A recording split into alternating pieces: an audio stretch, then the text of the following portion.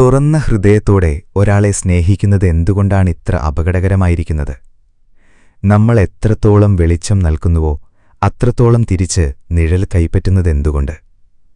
നമ്മൾ ഏറ്റവും ഉയർത്താൻ ശ്രമിച്ചവരാൽ തന്നെ നമ്മൾ ദുരുപയോഗം ചെയ്യപ്പെട്ടുവെന്ന തിരിച്ചറിവ് എന്തുകൊണ്ടിത്ര ആഴത്തിൽ വേദനിപ്പിക്കുന്നു? അബോധ മനസ്സിനെ ബോധമുള്ളതാക്കുന്നതുവരെ അത് നിങ്ങളുടെ ജീവിതത്തെ നയിച്ചുകൊണ്ടേയിരിക്കും. നിങ്ങളതിനെ വിധി എന്ന് വിളിക്കും. ഈ പ്രസ്താവന ഒരു മുന്നറിയിപ്പ് മാത്രമല്ല, അതൊരു വാക്യമാണ്, ഒരു താക്കോലാണ്, ഒരു കണ്ണാടിയാണ്. ഒരുപക്ഷേ നിങ്ങൾ ഇവിടെയുണ്ട് കാരണം നിങ്ങൾ നല്ലവരായിരിക്കാൻ ശ്രമിക്കുകയും അതിന് ശിക്ഷിക്കപ്പെടുകയും ചെയ്തിട്ടുണ്ടാകാം. ഒരുപക്ഷേ നിങ്ങൾ ക്ഷമയോടെ, ഭക്തിയോടെ, ആത്മാർത്ഥതയോടെ ഒരാളെ സ്നേഹിച്ചിരിക്കാം. പകരം നിശബ്ദത, നിരാകരണം അല്ലെങ്കിൽ വൈകാരിക ക്രൂരത മാത്രം ലഭിച്ചിരിക്കാം. നിങ്ങൾ ചിന്തിച്ചു, ഞാൻ എന്താണ് തെറ്റ് ചെയ്തത്? എന്നാൽ യഥാർത്ഥ ചോദ്യം വ്യത്യസ്തമാണ്.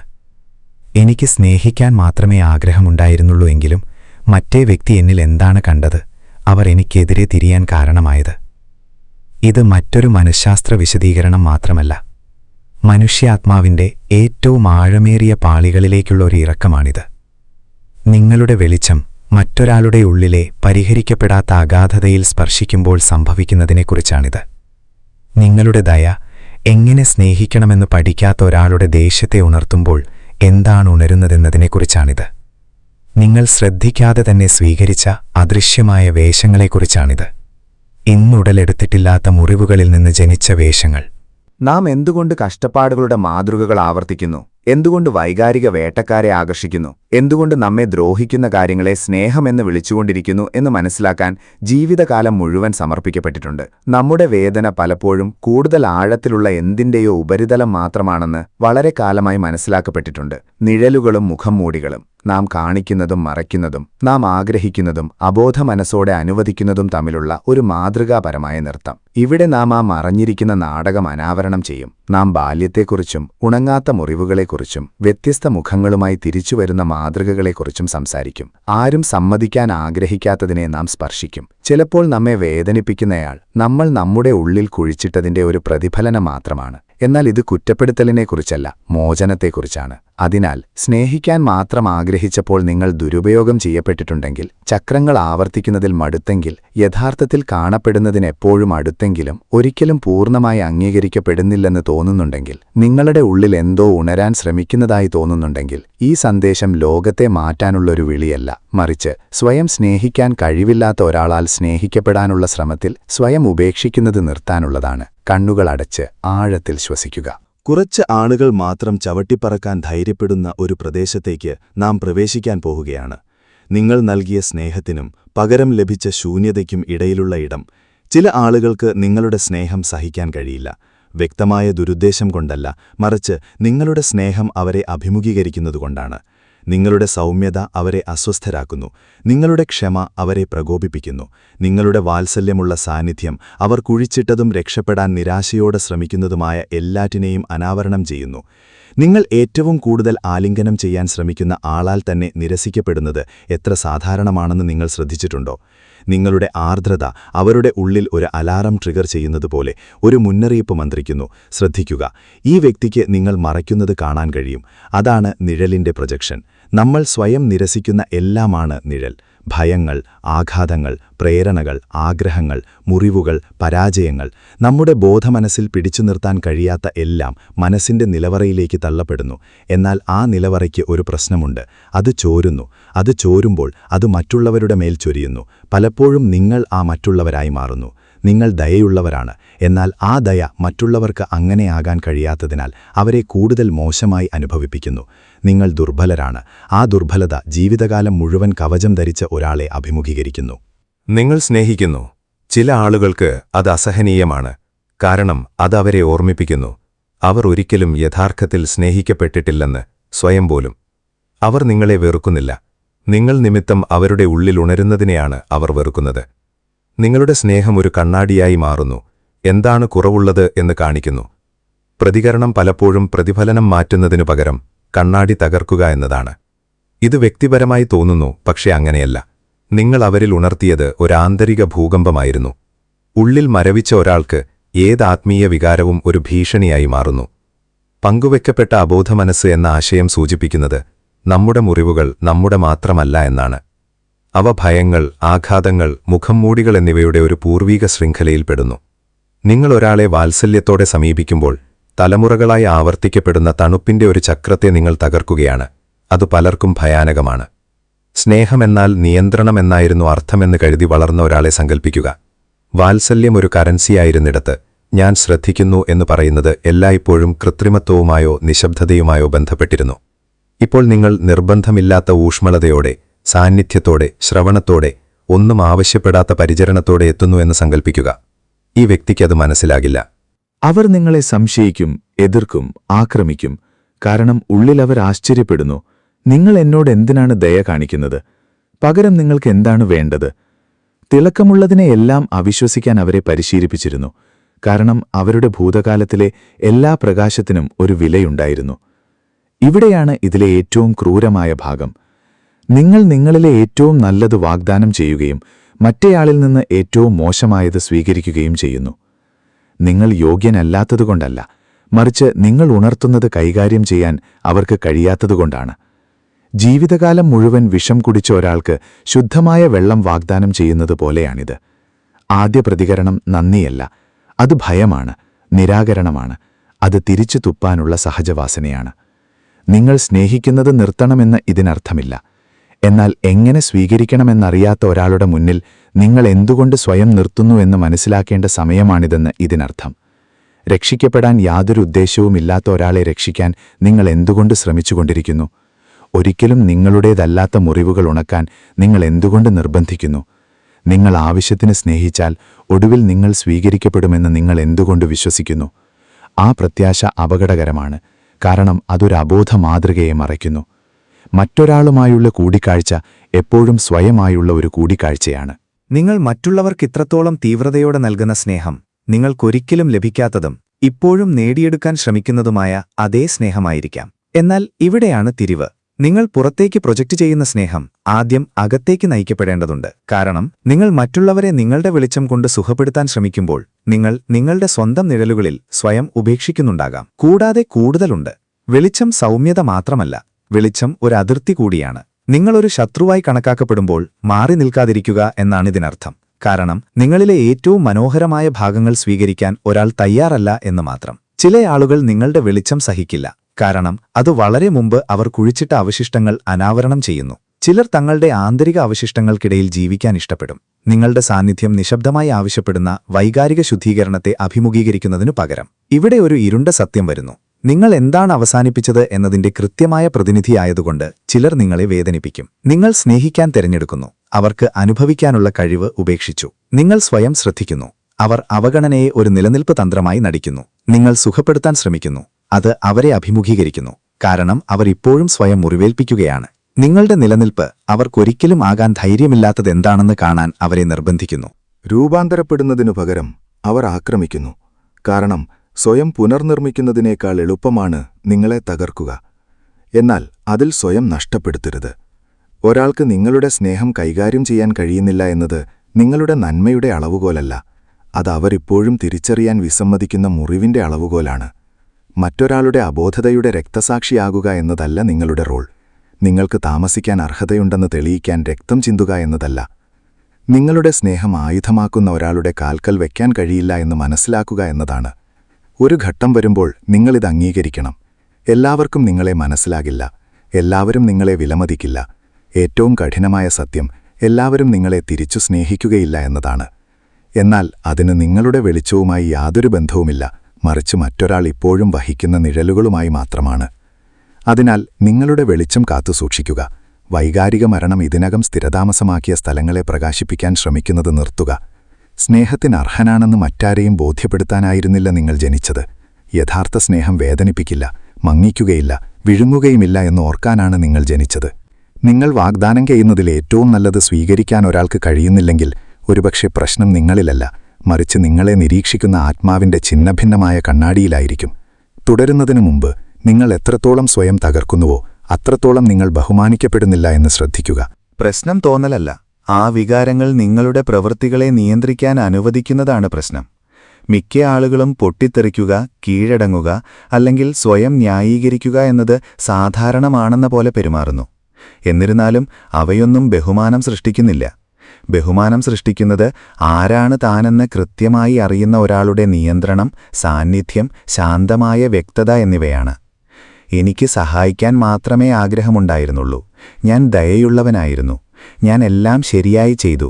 എന്നിട്ടും ഞാൻ അവഗണിക്കപ്പെടുകയും നിരസിക്കപ്പെടുകയും വേദനിപ്പിക്കപ്പെടുകയും ചെയ്തു എന്ന് നിങ്ങൾ സ്വയം പറഞ്ഞതായി തോന്നിയിട്ടുണ്ടാകും. ദയ നിങ്ങളെ രക്ഷിച്ചില്ല.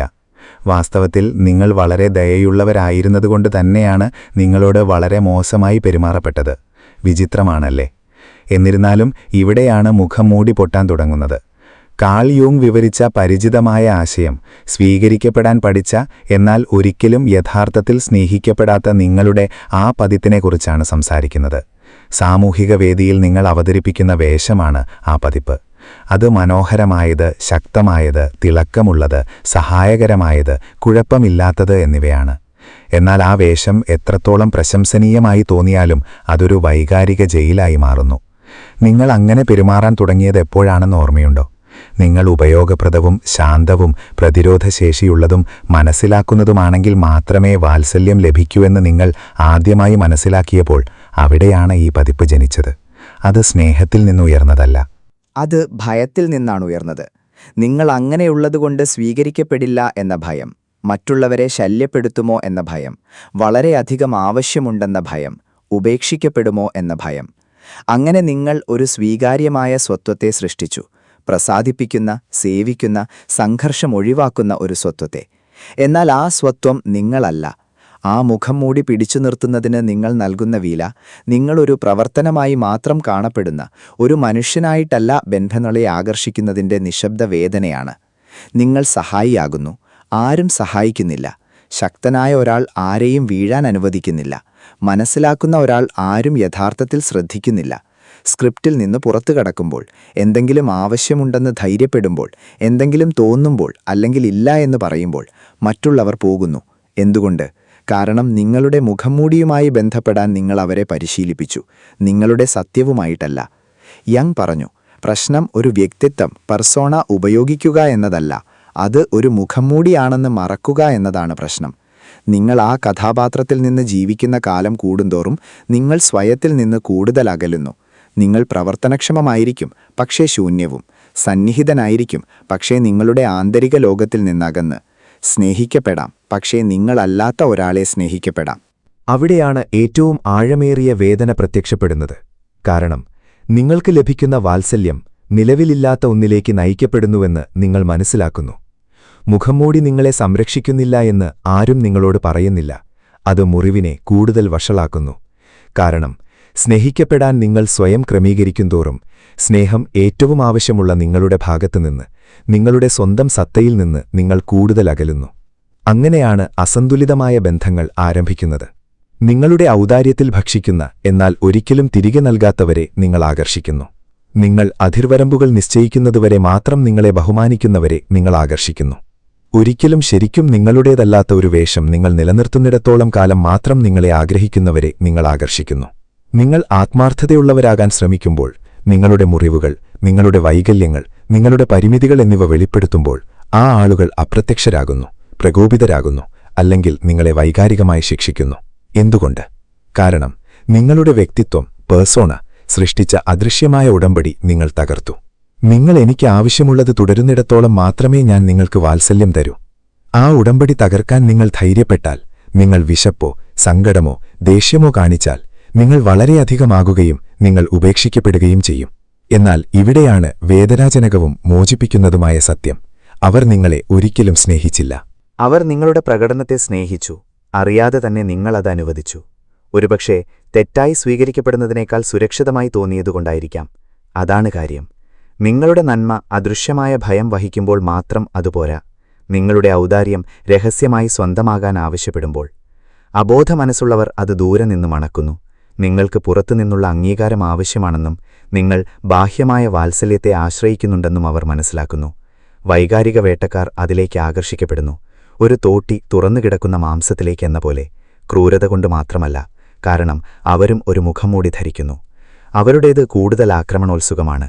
സേവിക്കുന്ന നിങ്ങളുടെ വ്യക്തിത്വവും നിയന്ത്രിക്കുന്ന അവരുടെ വ്യക്തിത്വവും തമ്മിലുള്ള കൂട്ടിമുട്ടൽ വേദന ആവർത്തിക്കുന്നതിന് അനുയോജ്യമായ ബന്ധം സൃഷ്ടിക്കുന്നു.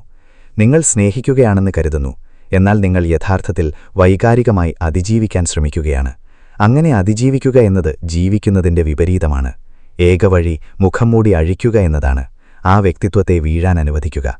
പരുഷനും മരവിച്ചവനും സ്വാർത്ഥനുമാകുക എന്നതല്ല ഇതിനർത്ഥം. പ്രകടനം നിർത്തുക എന്നതാണ്. നല്ലവനായിരിക്കുക എന്നത് പ്രശ്നമല്ല, എന്നാൽ നിങ്ങളുടെ സ്വന്തം സത്യത്തിന്റെ വിലയ്ക്ക് നല്ലവനായിരിക്കുക എന്നത് ഒരു ആന്തരിക വഞ്ചനയാണ്. നിങ്ങളുടെ യഥാർത്ഥ വെളിച്ചം മുഖമൂടിയിലല്ല, മറിച്ച് നിങ്ങൾ ആരാണെന്ന് വെളിപ്പെടുത്താനുള്ള ധൈര്യത്തിലാണ്. അത് മറ്റുള്ളവരെ ഭയപ്പെടുത്തുന്നെങ്കിലും ചിലരെ അകറ്റുന്നെങ്കിലും നിങ്ങളുടെ ആധികാരികത കൈകാര്യം ചെയ്യാൻ കഴിയാത്തതിനാൽ കുറച്ചുപേർ പോകുന്നെങ്കിലും നിങ്ങൾ നടിക്കുന്നത് നിർത്തിയാൽ മാത്രമേ ചില ആളുകൾക്ക് നിങ്ങളെ സ്നേഹിക്കാൻ കഴിയൂ. മറ്റു ചിലർ നിങ്ങൾ നടിച്ചതുകൊണ്ട് മാത്രമേ നിങ്ങളെ സ്നേഹിച്ചിരുന്നുള്ളൂ. പോകുന്നവർ അങ്ങനെയാകട്ടെ.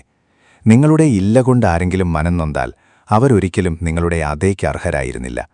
നിങ്ങളുടെ മുറിവുകൾ കാണിക്കുമ്പോൾ ആരെങ്കിലും അപ്രത്യക്ഷനായാൽ അവൾ ഒരിക്കലും യഥാർത്ഥത്തിൽ സന്നിഹിതനായിരുന്നില്ല. യങ് പറഞ്ഞു, പുറത്തേക്ക് നോക്കുന്നവൻ സ്വപ്നം കാണുന്നു, അകത്തേക്ക് നോക്കുന്നവൻ ഉണരുന്നു. അതിനാൽ അകത്തേക്ക് നോക്കുക. സ്വീകരിക്കപ്പെടാൻ നിങ്ങൾ നിങ്ങളുടെ എത്ര പതിപ്പുകൾ സൃഷ്ടിക്കേണ്ടി വന്നുവെന്ന് ശ്രദ്ധിക്കുക. അവയിലേതാണ് പ്രകടനം നടത്തി മടുത്തതെന്ന് സ്വയം ചോദിക്കുക. സ്നേഹിക്കപ്പെടാൻ നിങ്ങൾ കുറ്റമറ്റവരായിരിക്കണമെന്നില്ല, നിങ്ങൾ സത്യസന്ധരായിരിക്കണം മാത്രം. സ്ക്രിപ്റ്റ് തകർക്കുന്ന നിമിഷം നിങ്ങളൊരു വ്യത്യസ്ത പ്രേക്ഷകരെ ആകർഷിക്കാൻ തുടങ്ങും. എല്ലായ്പ്പോഴും നിങ്ങളിൽ നിന്ന് ശക്തി ആവശ്യപ്പെടാത്തയാളുകൾ, നിങ്ങളുടെ നിശബ്ദതയെപ്പോലും സ്നേഹിക്കാൻ കഴിയുന്നയാളുകൾ, നിങ്ങൾ തകരുമ്പോൾ നിങ്ങളെ പിടിക്കുന്നയാളുകൾ, നിങ്ങൾ മനോഹരനായിരിക്കുമ്പോൾ മാത്രമേ. അവരെ കണ്ടെത്താൻ നിങ്ങൾക്ക് ധൈര്യം വേണം, നിങ്ങളല്ലാത്തതിനാൽ നിരസിക്കപ്പെടാനുള്ള ധൈര്യം. അപ്പോൾ മാത്രമേ നിങ്ങൾ ആരാണെന്നതിനാൽ ആത്മാർത്ഥമായി സ്വീകരിക്കപ്പെടാൻ കഴിയൂ. നിങ്ങൾ ആരെ സ്നേഹിക്കുന്നുവെന്ന് നിങ്ങൾ തിരഞ്ഞെടുക്കുന്നുവെന്ന് കരുതുന്നുണ്ടോ? നിങ്ങളുടെ വാത്സല്യങ്ങൾ ബോധപൂർവവും പക്വവും സ്വതന്ത്രവുമാണെന്ന് നിങ്ങൾ ശരിക്കും വിശ്വസിക്കുന്നുണ്ടോ? ഇപ്പോൾ ശ്രദ്ധിക്കുക, ഒരുപക്ഷെ ആദ്യമായിട്ടായിരിക്കാം.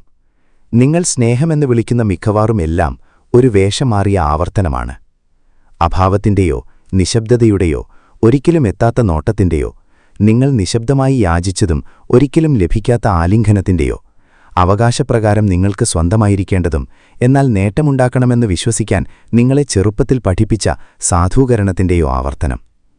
ഇതൊരു ആവർത്തന നിർബന്ധമായി വിവരിക്കപ്പെട്ടിട്ടുണ്ട്. നിങ്ങളോട് നന്നായി പെരുമാറുന്നവരെയല്ല നിങ്ങൾ പ്രണയിക്കുന്നത്, നിങ്ങൾക്ക് പരിചിതമായി തോന്നുന്നവരെയാണ് നിങ്ങൾ പ്രണയിക്കുന്നത്. വൈകാരികമായി അകലെയുള്ള അന്തരീക്ഷത്തിൽ വളർന്ന ഒരാൾക്ക് എന്താണ് പരിചിതമായി തോന്നുക? നിരാകരണം, വിമർശനം, അപൂർവമായ വാത്സല്യം. ഇത് ക്രൂരമാണ്, പക്ഷേ ഇത് യാഥാർത്ഥ്യമാണ്. ഭൂതകാലത്തിൽ സൃഷ്ടിക്കപ്പെട്ട ഒരു മുറിവ് വർത്തമാനകാലത്ത് പരിഹരിക്കാൻ നിങ്ങൾ ജീവിക്കുന്നു.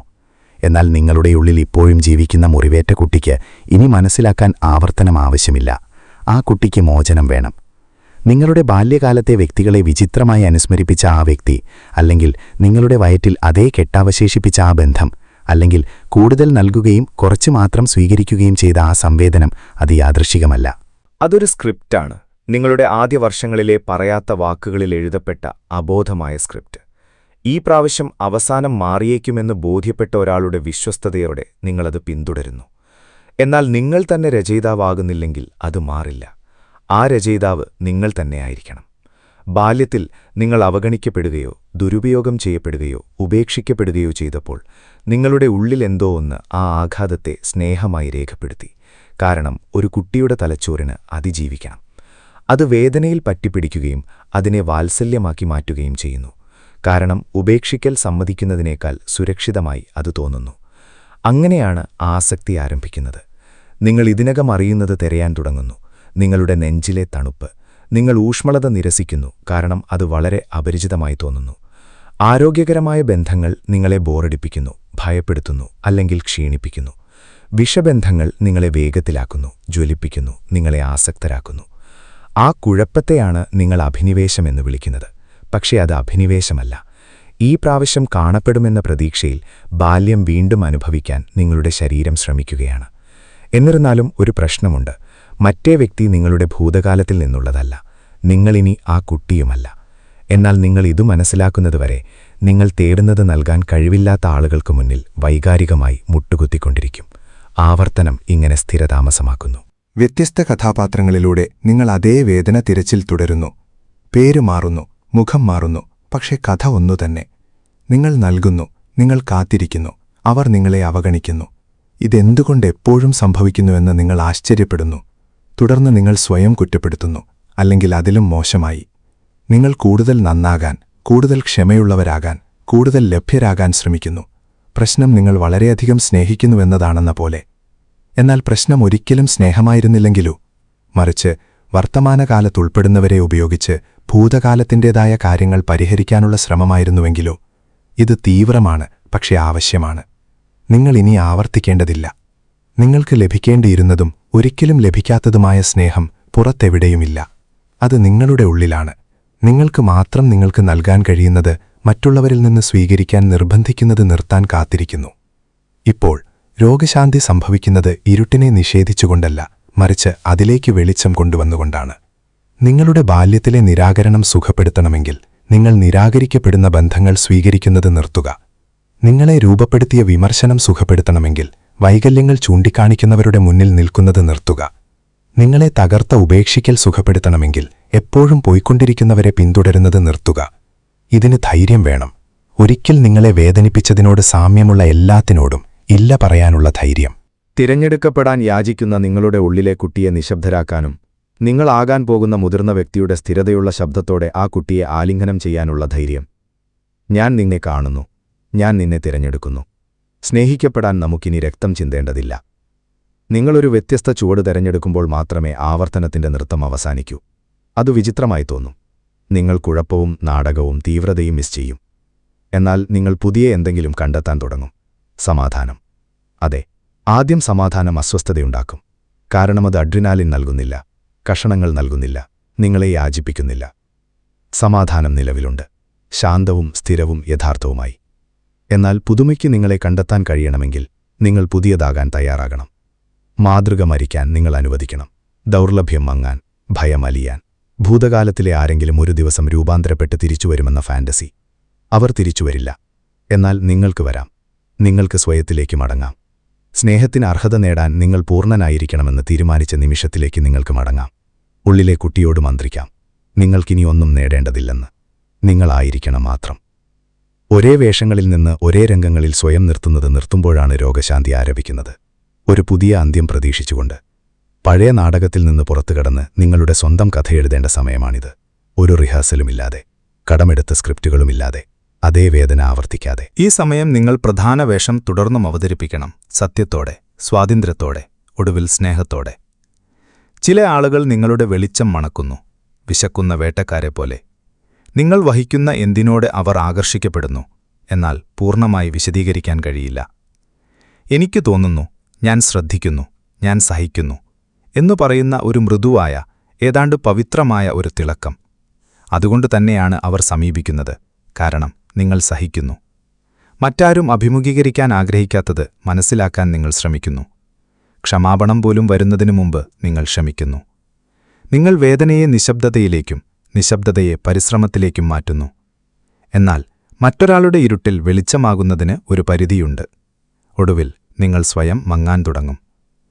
കാൾ യുങ് പറഞ്ഞു, അബോധമനസ്സുള്ള വ്യക്തികൾ അവരുടെ നിഴലുകളിൽ പൂർണ്ണമായി മുഴുകി ജീവിക്കുന്നു. അവർക്ക് അവരുടെ സ്വന്തം കുഴപ്പത്തിലേക്ക് പ്രവേശനമില്ല.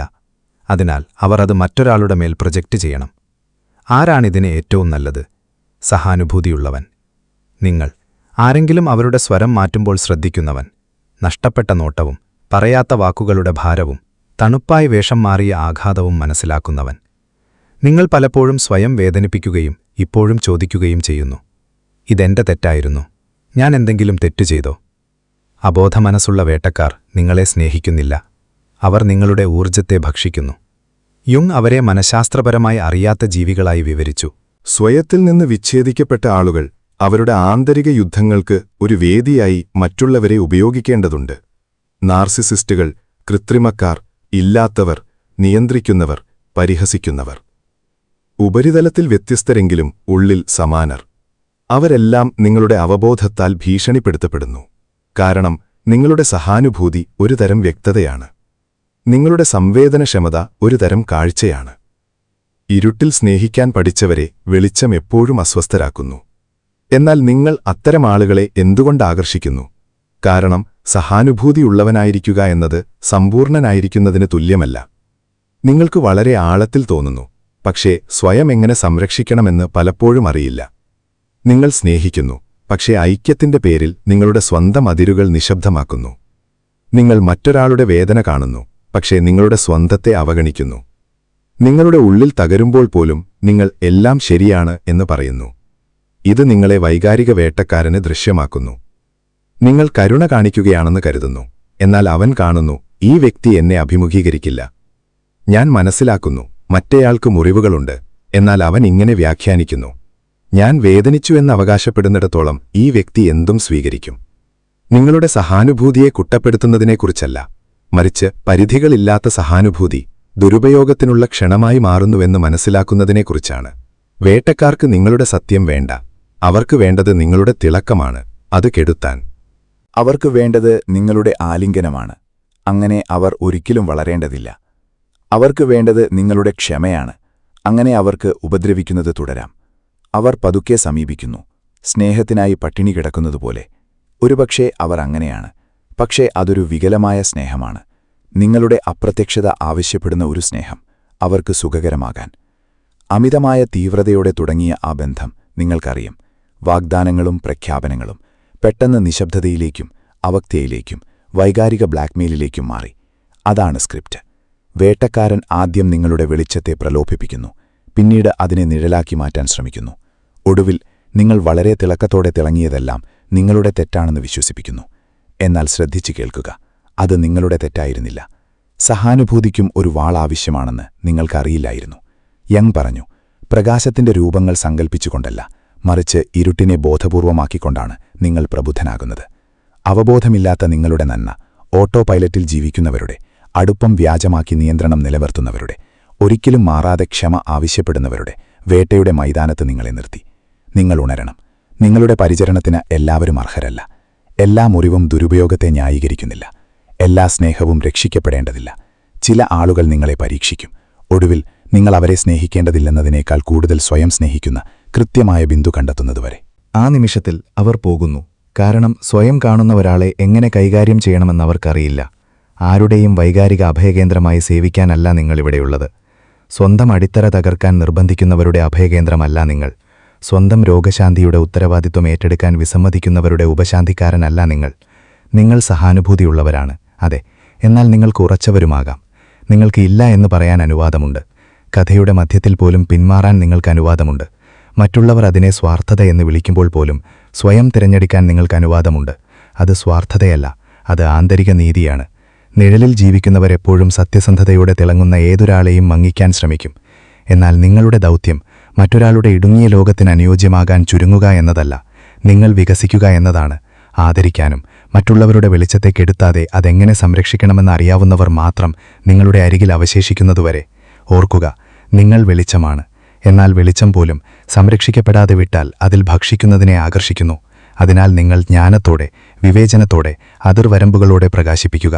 നിങ്ങളുടെ സഹാനുഭൂതി ഒരു ബാധ്യതയാണെന്ന് തെറ്റിദ്ധരിക്കാൻ നിങ്ങൾ ഇനിയൊരിക്കലും ആരെയും അനുവദിക്കരുത്. കാരണം നിങ്ങളുടെ സംവേദനക്ഷമത ബലഹീനതയല്ല, അത് ശക്തിയാണ്. കാണാനുള്ള ശക്തി, തോന്നാനുള്ള ശക്തി, സ്നേഹിക്കുമ്പോൾ പോലും പോകാനുള്ള ശക്തി. ശക്തിയുടെ ഏറ്റവും വലിയ രൂപമായിരിക്കാം അത്. നിങ്ങൾ ഒരിക്കലെങ്കിലും നിങ്ങളുടെ സ്വന്തം അരികിൽ നിൽക്കുന്നതായി തോന്നിയിട്ടുണ്ടോ? നിങ്ങൾക്ക് ചുറ്റും എല്ലാം തകരുന്നതുപോലെ, എന്നിട്ടും ഉള്ളിലെവിടെയോ എന്തോ മന്ത്രിച്ചു, നിൽക്കൂ, ഇതിനി എനിക്കുള്ളതല്ല. ആ മന്ത്രമാണ് രോഗശാന്തിയുടെ തുടക്കം. നിങ്ങൾ യഥാർത്ഥത്തിൽ ആരാണോ അതാകുന്നതിന്റെ പാതയാണിത്. നിങ്ങളിൽ നിന്ന് പ്രതീക്ഷിക്കപ്പെട്ടതും അതിജീവിക്കാൻ വേണ്ടി നിങ്ങൾ നടിച്ചതുമല്ല. ആ ഘട്ടം മാറാൻ തുടങ്ങുന്നു. ശിക്ഷയായിരിക്കുന്നത് നിർത്തി ഒരു വഴികാട്ടിയായി, ഒരു സിഗ്നലായി, ഒരു ക്ഷണമായി മാറുന്നു. എന്നാൽ ശ്രദ്ധിക്കുക, ഉണരൽ തീവ്രമാണ്. കാരണം സ്വയം കണ്ടെത്തുന്നതിനു മുമ്പ് നിങ്ങളല്ലാത്തതും സ്നേഹമോ ദയയോ കടമയോ ആണെന്ന് വിശ്വസിച്ച് വർഷങ്ങളോളം നിങ്ങൾ വഹിച്ചതുമായ എല്ലാറ്റിനെയും നിങ്ങൾ അഭിമുഖീകരിക്കണം.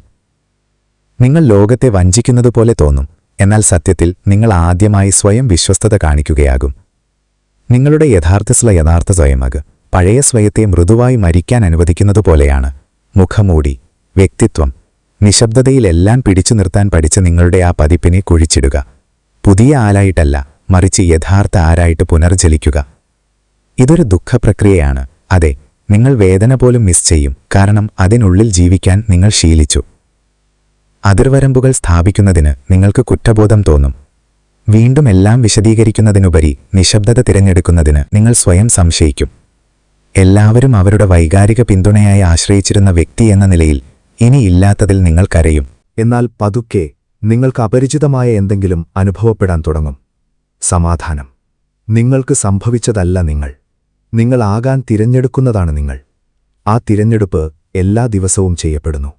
നിങ്ങൾ എന്തുകൊണ്ട് വേദനിപ്പിക്കപ്പെട്ടു എന്ന് ചോദിക്കുന്നത് നിർത്തി നിങ്ങൾ എന്തുകൊണ്ട് ഇത്രയും കാലം താമസിച്ചു എന്ന് ചോദിക്കാൻ തുടങ്ങുമ്പോൾ ആരംഭിക്കുന്ന ഒരു ആന്തരിക പുനർനിർമ്മാണമാണിത്.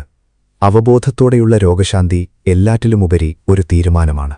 നിങ്ങൾ നിർത്താൻ തീരുമാനിക്കുന്നു. നിങ്ങൾ കാണാൻ തീരുമാനിക്കുന്നു.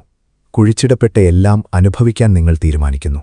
ദേഷ്യം, ഭയം, ഉപേക്ഷിക്കൽ, വാഞ്ച അനുഭവിച്ചതിനു ശേഷം ഇനിയൊരിക്കലും ഓടിപ്പോകാതെ, വീണ്ടും സ്വയം വഞ്ചിക്കാതെ, വാത്സല്യത്തിന്റെ കഷണങ്ങൾക്കായി നിങ്ങളുടെ അന്തസ്സു വ്യാപാരം ചെയ്യാതെ സ്വയം ആലിംഗനം ചെയ്യാൻ നിങ്ങൾ തീരുമാനിക്കുന്നു. രോഗശാന്തി പ്രയാസകരമാണ്, കാരണം അത് വിച്ഛേദം ആവശ്യപ്പെടുന്നു. നിങ്ങൾക്ക് ആളുകളെ നഷ്ടപ്പെടും. വേദനയിൽ പണിത ബന്ധങ്ങൾ നിങ്ങൾ തകർക്കും. നിങ്ങൾക്ക് ഏകാന്തതയും വിചിത്രതയും വേർപെടുത്തലും തോന്നും. എന്നാൽ നിങ്ങൾക്കൊരിക്കലും യഥാർത്ഥത്തിൽ അറിയാത്ത എന്തെങ്കിലും നിങ്ങൾ കണ്ടെത്തും. സ്വാതന്ത്ര്യം. ഇല്ല എന്ന് പറയാനുള്ള സ്വാതന്ത്ര്യം. നിശബ്ദത പാലിക്കാനുള്ള സ്വാതന്ത്ര്യം. വിശദീകരിക്കാൻ വിസമ്മതിക്കാനുള്ള സ്വാതന്ത്ര്യം.